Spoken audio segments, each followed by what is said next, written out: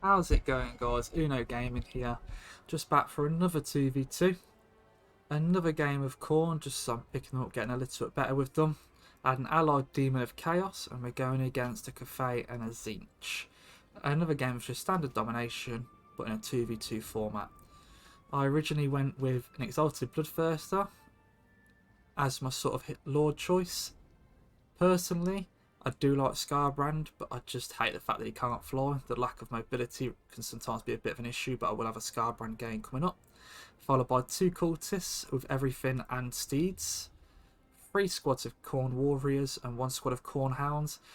Just to try and pick off any sort of, bog standard Cassars, blue horrors, anything they can sort of chew into just to be a little bit annoying. Even try and take objectives.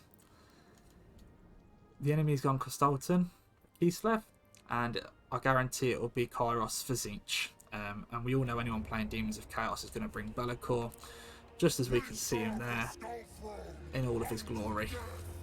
So, going straight into this game, straight away I can see there is an unholy amount of ranged. I notice my ally pushing everything up the right hand side, going for objective 2. I'll put my Khorne hounds in the bush here, hopefully waiting. I knew that he was going to bring double bear riders straight to this point here. With his Frost Maiden and Costalton, not a fight I want to take with 1 squad of Khorne hounds, but I am hoping if I cause enough ruckus in the middle, he should make a move down there and then I can take the point afterwards.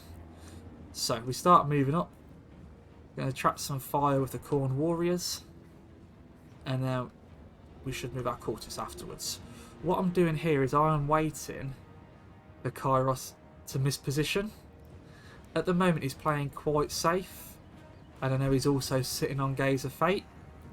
So at the moment I'm biding my time and just waiting for him to get a little bit too close. In reserves I do have a Bloodthirster, just in case I wanted to go out for gooning attempts, and at this point I noticed Kairos getting a little bit too close. He did use a pendulum, but thank God that is the weaker pendulum.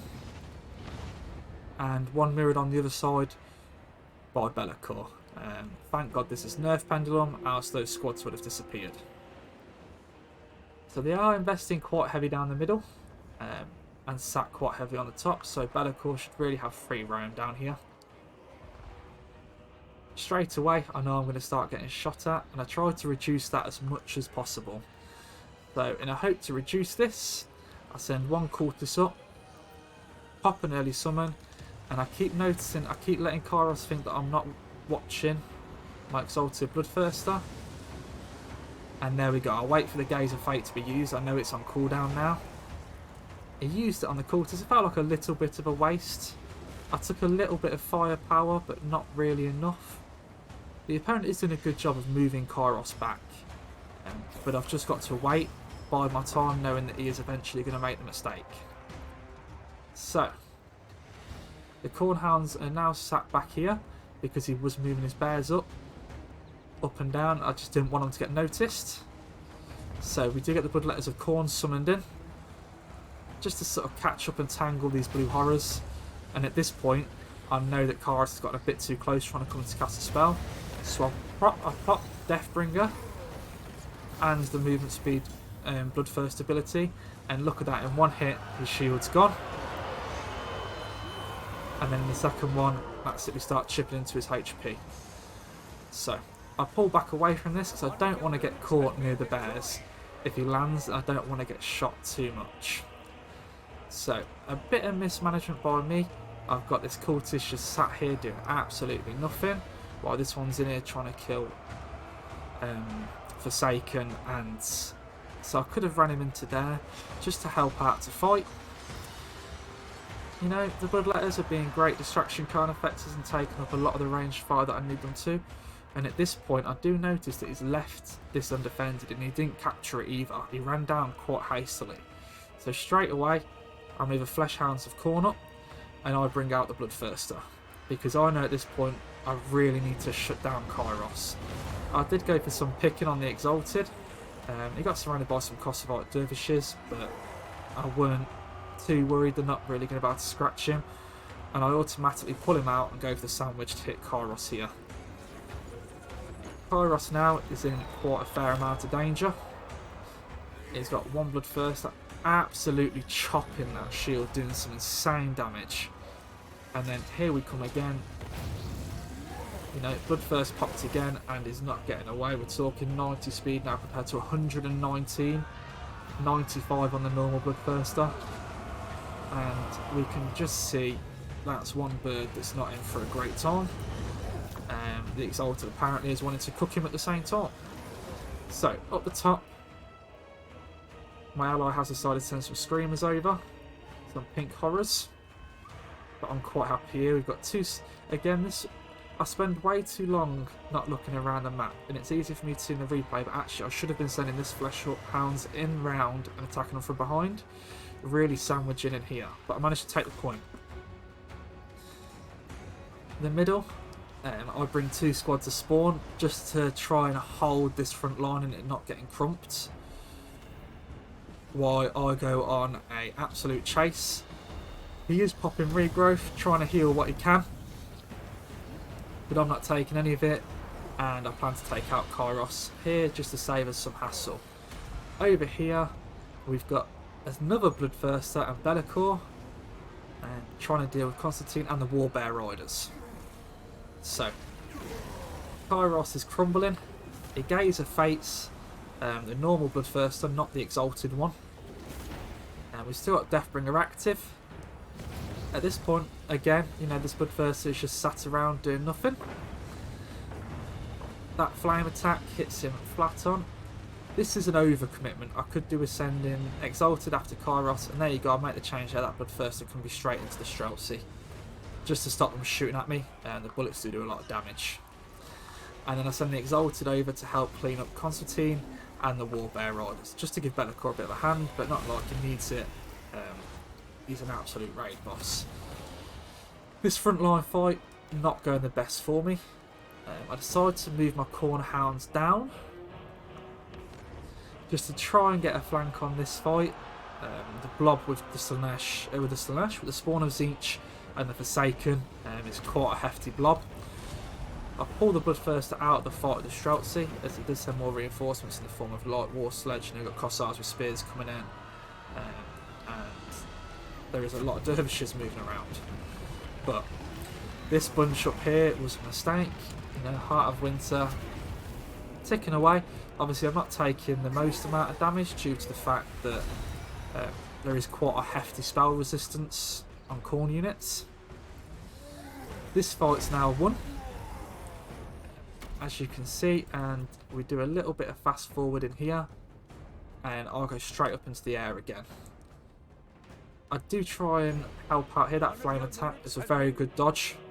I do put some more Bloodletters of Khorne, followed up by some Chaos Warriors of Khorne to try and push this fight here. But this blob is just, it's an actual grind.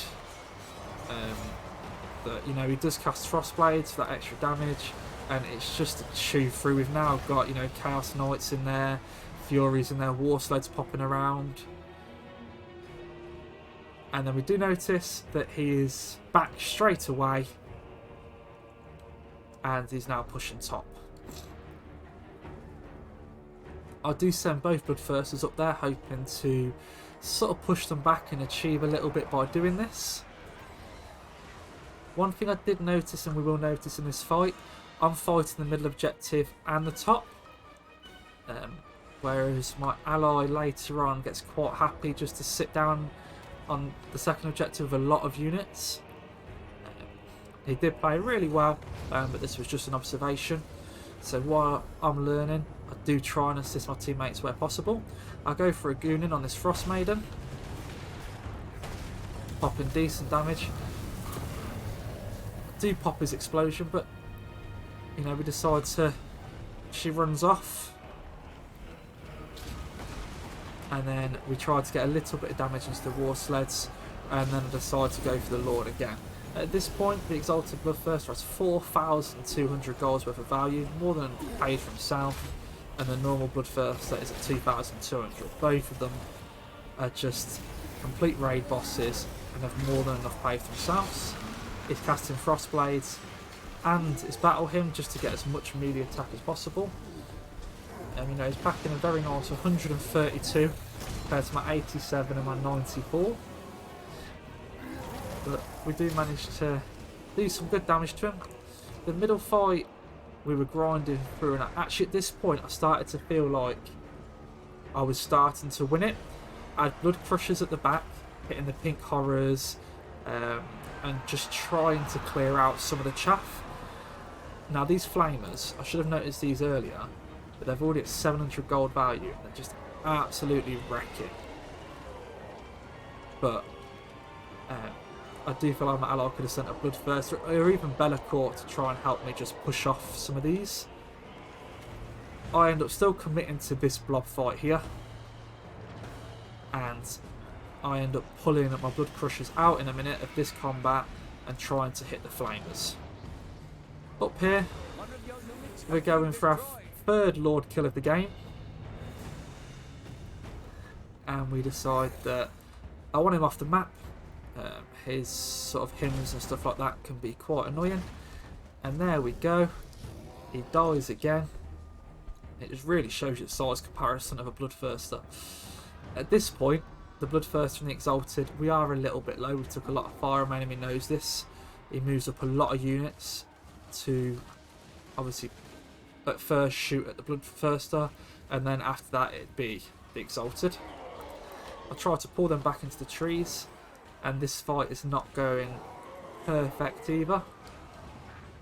But the middle fight is just getting worse and worse. So yeah, I do get onto the flamers with the Blood Crushers, but as you can see here, the enemy stopped contesting.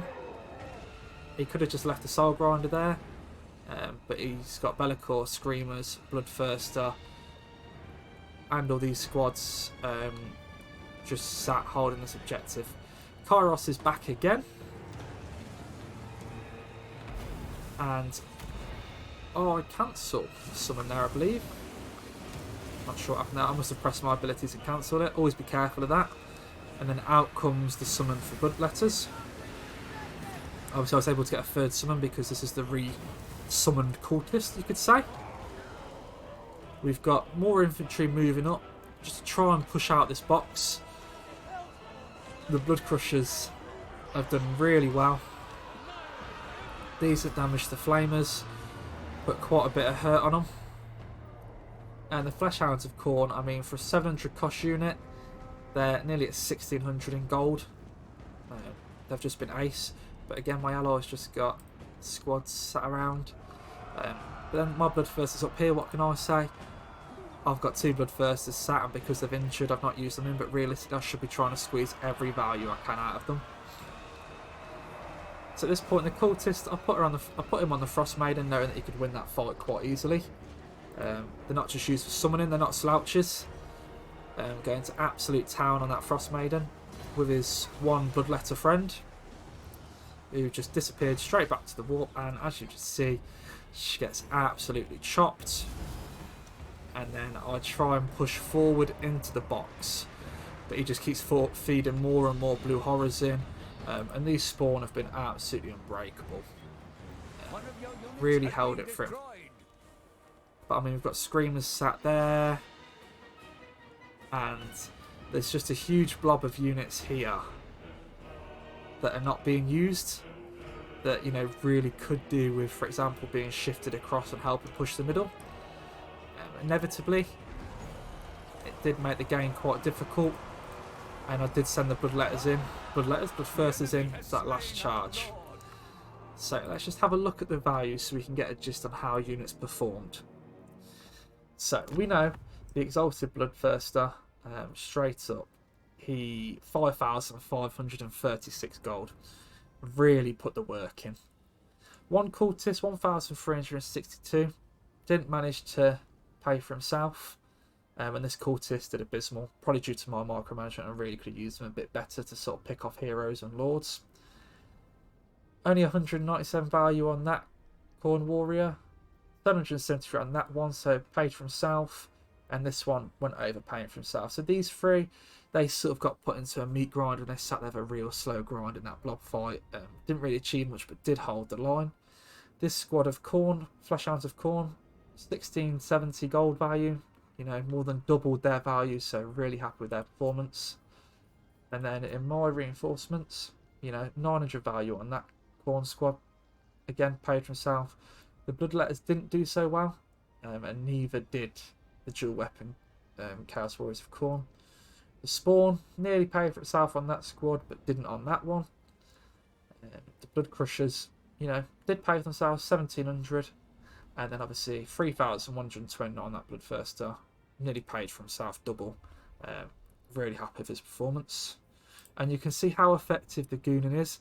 Kairos Fate Weaver, a 3000 and odd cost Lord. Only got 1000 golds worth of value because he was being hunted. And Constantine, only 978. So there is good value in hunting these Lords.